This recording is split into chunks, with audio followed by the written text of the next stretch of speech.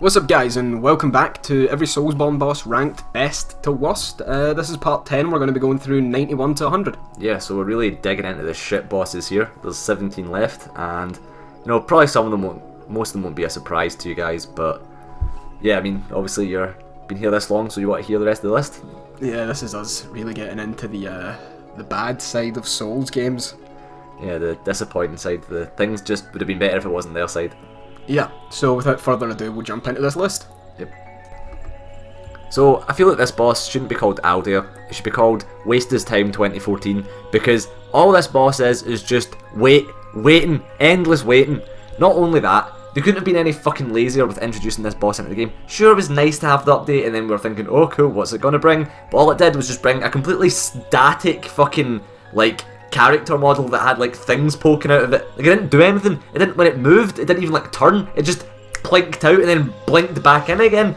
Like, what did it really do, Stephen? It set itself on fire. It took no damage while it was on fire, and when it wasn't on fire, it could take damage. So you didn't get to play the game. You just waited about. Aldia decided when you were allowed to play the game. You can't outplay this boss like you can another boss. For instance, let's say a boss like Maria, where you can like dodge past her and then you can get 2 hits in while she's like finishing her combo. Can't do that with Aldia because you got to wait until he lets you attack. Yeah, and then I get just the lack of effort that went into Aldia, as well as you fight Thornwatch and Defender. He's a giant head, by the way. Like, apparently that's a head or something. Yeah, apparently. I mean, I didn't know heads had vines. Yeah. You fight the Thronies, already bitterly disappointed with that victory. Then you fight Nishandra, leaving an even worse taste in your mouth. It's like gone from like a fucking actual good burrito to Taco Bell. And then you fight Aldia, where it's like never having a burrito at all. In fact, it's like being told about a burrito and only dreaming that one day you're gonna get it. So yeah, that's Aldia. Just lack of effort. Just a complete and Aldia is like almost like the pinnacle of the embodiment of Dark Souls 2.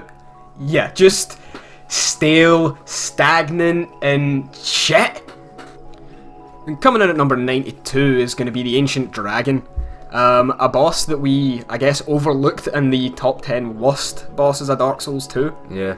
I mean, I suppose the Ancient Dragon could be given a bit of a... It could be given a bit of leeway because it's a completely optional fight and that you literally never have to fight him unless you want the extra giant soul for Vendrick, which for whatever reason you don't even need. He's not even difficult. But anyway, like the Ancient Dragon is just, he's like the embodiment of the bullshit side of Dark Souls 2 because pretty much all of his attacks one-shot you if they do hit you. Unless you jump through excessive amounts of hoops in order to not be one-shot off it. Yeah, like you can Great Magic Barrier and use all your fucking like just ranged spells and shit like that for the full fight, or you can do what speedrunners do and you can just go in and like poke him between the toes with a rapier and shit like that. But it's like these two methods remove all the lethality of the boss, but it's the only way to beat him because if he does hit you, you die every time. You need to cheese the boss to beat the boss. Yeah, so I think that's probably the biggest issue about it is there's no like legitimate method, there's no real mechanics involved in it. It's either you die or you completely fucking annihilate it. Yeah. When it's supposed to be like a hard optional thing. And frankly, there isn't really many dragon bosses in Dark Souls and they kind of dropped the ball with this. It would have been really cool if they just made it like a really difficult fight. It was just legit, like if they just made it, again, go back to Calamite, but just made it like, it won't one-shot you, but it will always like take you down to like tiny amounts of health, but you can actually fight it, but it's just got stupid health. But yeah, they could make it do like % health damage. Yeah, or something like that, but it's just a shame. It's wasted potential. Yeah, it really is. And all that for a giant soul. It's just so bad. Yeah, so bad. You don't even get like a weapon off or anything like that, but thankfully it is optional. Yeah, so just talk to it, don't hit it, just talk to it, get everything you want from it by talking to it, and just fight Vendrick with one less giant soul. It doesn't make a difference, really. It really doesn't. Because he's never going to hit you. But we'll talk about Vendrick when we get to Vendrick. So, it's a shame when you have to talk about a Bloodborne boss this low down on the list, but there are some... It's not the only one this low on the list, though. There are some humdingers when it comes to fucking Bloodborne bosses, and here we've got the Witches of Hemwick. Now, the biggest issue with Witches of Hemwick is it's just... You look at all the amazing bosses for Bloodborne, and then you're dealing with this shite. Like, what were they thinking? How could... Like... Every boss is giving me an issue with Witches of Hemwick, but then when you come to this, I'm just like, I completely fucking annihilate. Like, you don't even need to play good and you still win. You can play bad and still beat it, which is the biggest issue. Is like, even if you fuck up, it doesn't really matter because you just heal up and you hit it some more. So that's it. Like, you just kill a witch, you kill all the witch, done. And then, right, if you go back into the boss and you don't have any insight, they don't even summon the fucking things, which is the only thing that even gives you a fucking issue to begin with. So, what's even the point? You can also just chain backstab it over and over again. And you know what? You can find the second one that doesn't have a health bar, and you can kill that so that it can't revive the first one anymore. And the only reason you need, it's technically optional, yes, but you need to beat the boss so that you can wear Carol runes. And that's the only reason I do it, otherwise I just fucking ignore it. Yeah, you do need to beat it to get to Logarius as well, actually. Oh, yeah. So, still a shite boss, that's no excuse. So, coming in at number 94, we have Pinwheel from Dark Souls 1. Ah, what could have been? Everything that could have been. Pinwheel was just undeniably just too easy. There's a start and run in the game that involves killing Pinwheel so that you can get a fire scythe right off the bat. And it's really easy. The hardest part is making it to Pinwheel, and you can do that in like 2 drops. And there's also the fact that you get to summon fucking Paladin Leroy, the Great and Prosperous, who just runs in and smashes, 3-shots him. That's the problem with Pinwheel. The actual mechanics behind it are kind of cool, like where, he turns into 2 and then he shoots you the other, like, cool, sure, but the fact is you just run up, wail on him and he dies. There's just no in between, like. And again, you know, you might be thinking, well, Pinwheel isn't as easy as some other bosses or whatever, but it's the context behind Pinwheel. Given that he's after fucking Ornstein the Smoke. Given that he's the reason you're able to get to 20 fucking Estus flasks as well. So there's just I don't understand why they never even patched him in to make him harder. I mean, yeah, they could have given him, like, at the very least, a health and defense buff to make the fight last, or like make it so that he had immediately. He had higher defenses while he was splitting or whatever. Because even like during his little transition animation, as he like teleports and splits, you can still damage him during that, and that's ultimately what gets him killed in the first flurry of attacks. If you're using even a +4 weapon, if that. So well, sorry Pinwheel, but fuck you. So. Me and Stephen are slightly conflicted on Rom. I think that Rom should maybe be marginally higher, but at the same time, Rom is just garbage. Just a big load of hot shit. Rom, the actual spider himself, just sits there and does nothing while he summons about 400 of his like spider brethren just to attack you and just get in the way. So Rom can give people issues for some fucking reason, but if you have like bolt paper or anything, just run up to him, just wail on him. Fuck the spiders, because here's why. Fuck the spiders in NG. When you go into NG Plus, you probably want to deal with the spiders because that diving headbutt will one-shot you. But regardless, though, the problem is like you either annihilate it or the fight lasts at least 10 minutes because you're clearing out a batch of 20 spiders per teleport. And the frustration comes from you've hit all the spiders, but you die from an unlucky spider hit. And then you're like, fuck. But just ignore that and just run up and wail on it and it dies. Yeah, you get like a saw cleaver or a hunter's axe and you put your bolt paper on it and you just run in and the only button you need is R1. Or you use the Tonitrus and it can't live. Like, you can't lose if you have the Tonitrus. Oh yeah, use the Tonitrus and you just spam R1, L1, R1, L1, R1, L1 and Rom can't even teleport because you stagger him and it breaks it. 3 combos and you're dead. Yeah, it's really that simple. And you just gotta hope in that entire time that no spider tries to give you the diving headbutt of justice. Sadly, the problem with Rom is simply because it's one of those. Its design is based around all the other shitty boss designs that we all fucking hate, like Celestial Emissary, the rats, like to a smaller extent the Capra Demon, but just shit where it's like you've got the one shitty weaker boss and then they just fling the hunters of crap at you around it, and that's supposed to be what's difficult. Yeah. If maybe Rom, what if this, right? What if instead of big Rom, tiny spiderlings, right? What if massive spiderlings, tiny Rom? You might be onto something there. So coming in at number 96 is the Asylum Demon.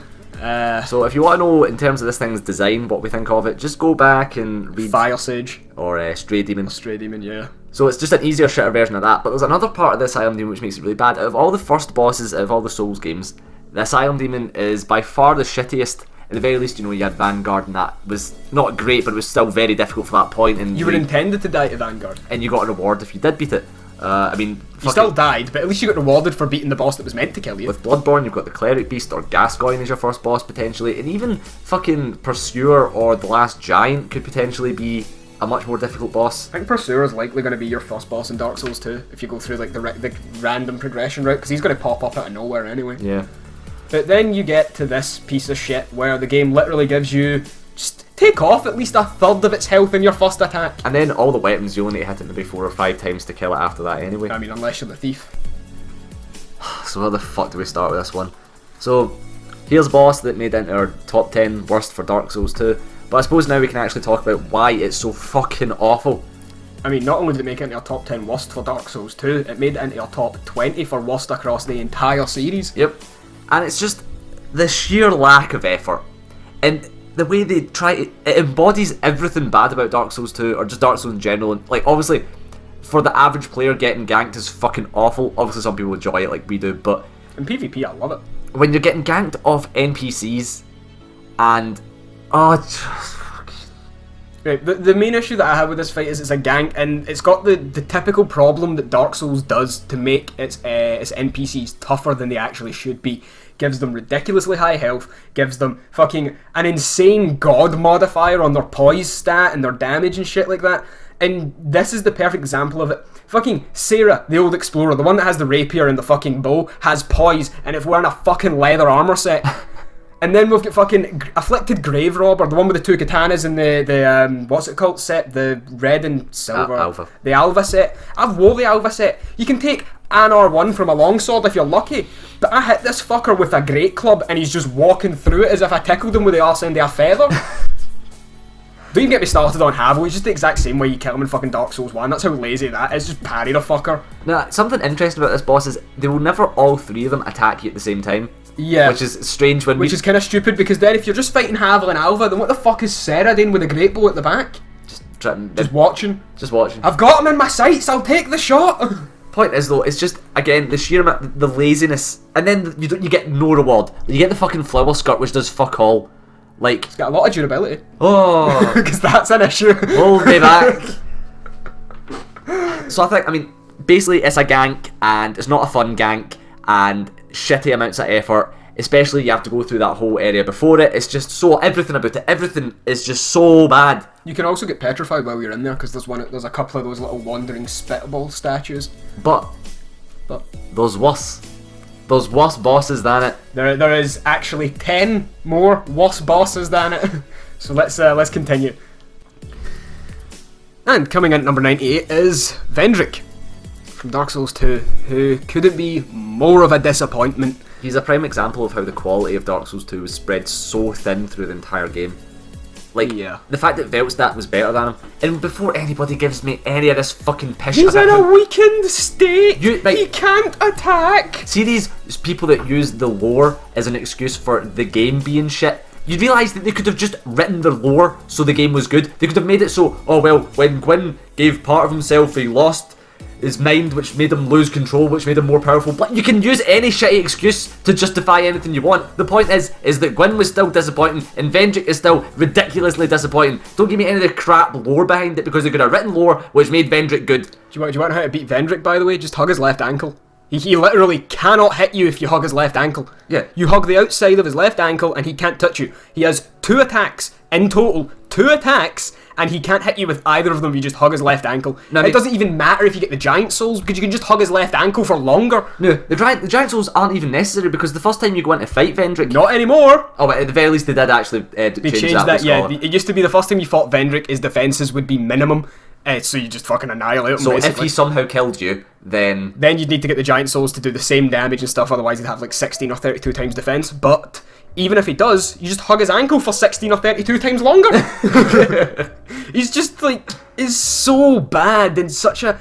This is like, the story revolves around this character and he's built up for fucking eternity, and then you finally get to him after going through so much shit in Dark Souls 2 before that. You get to him and he just can't even do anything. At the very least you get the King Shield out of it. Okay, so where the fuck do we start with this? Now, aside from the fact that Gary lost to this boss, which is inexcusable. Completely inexcusable. It's... Oh my god. It's just 2 Dragon Riders. No. It's 1.5 Dragon Riders, because the one that has the bow has like half the health and defense of the other one. Not even, it has like a 10th. You can 3-shot it. Yeah, you can 3-shot it with a Dark Halberd. Like, Scion Knights have more health. The Scion Knights before it genuinely have more health. and they're tougher. It's just insane that, like, this is one of the bosses that the game would genuinely have been better if it wasn't there, because you would then not have the reaction of going, what the fuck is this? I know what they could have done. They could have told the Dragon Riders to get the fuck out of that room, right? And they could have put Nishandra and a throne in that room, and that's when you'd first talk to Nishandra. And then you go to the next bonfire, then the next boss would be Mirror Knight. You wouldn't have that shitty fucking taste of fighting that boss that killed itself and hid for you at the very start of the game. You wouldn't be fighting two of them. And it's not even difficult. All you need to do is just wait until the one with the bow drops down. Even if you don't do that, you can kill the one with the axe, or you can make the one with the axe, knock the one with the bow down, and then you 3-shot the one with the bow, and then you're just fighting Dragon Rider. The worst part is if the other one does fall down, and then it pulls out the halberd, it just becomes like a double boss thing, in the same way that all the double bosses in Dark Souls 2 are. You just wait for them to finish both their combos, and then you can hit them. There's no synergy between the actual bosses. It's just you just wait until they've finished attacking and you hit them. It also, as far as I'm aware, will never pull its bow out again once it pulls out its halberd, which means that you're just fighting 1.5 Dragon Riders, literally. Right, so the 100th worst boss is Covetous Demon. Yeah. The 7th to last worst boss. Yep. 8th to last. And it's just, again, like Double Dragon Riders, something that would have been better if it just wasn't there. It has like that one cool thing where it can potentially eat you and spit your clothes out, and that's a really cool mechanic because it forces you to like have to put them on an actual like menu, but it's so wasted. And like, if the way you play Dark Souls, if you've decided to go like the heavy armor route and shit like that, then you've just lost a fuck ton of survivability from that one attack. But the problem is that the boss has nothing to follow it up with, because the boss just, like, the boss does hit you, yes, but the damage is shit. The damage is nothing. Even with no armor, the damage is nothing. Because it's basically a mobile, you can just wail into it. It has that one attack where it like rolls over and then it like flounders towards you like a fish out of water. Yeah. But like, I mean, it does have that one other thing where you can like shoot the pots above it and drop the little skeleton down. Who's going to do that? It's so unnecessary. You don't need to at all. It can do it itself with its tail. Yeah, it can in Scholar, because the pots are lower in Scholar. It can hit it with its tail and it can drop it down. But then when it consumes the guy, it just gets more defense, so you're actually not helping yourself doing that. Yeah. So you might as well just wail on it. You can kill it in like 10 fucking hits. Not like you would even have an issue with the fucking boss anyway. Like, I know. The boss who's died? Like, see in the comments. See if you've died to this. Just unsub. We don't need you. We don't need your kind here. I'm pretty sure at some point someone's died to Covetous Demon. I mean, maybe, I've tried to die to at least. I've actually tried to die to as many maybe if bosses. somebody gave their blind, deaf, incontinent dog a shot of Dark Souls 2, maybe then it died. I'm pretty sure someone beat Covetous Demon blindfolded. Probably. They did. I'm sure I've seen it. I'm sure it was the same guy whose kid beat someone in PvP. Like that 4-year-old that beat someone and like they were on full habos with the katanas. Pretty sure it was them. But yeah, that's a Covetous Demon, just hot moving shit. Pretty much. Shape of Shape of shit.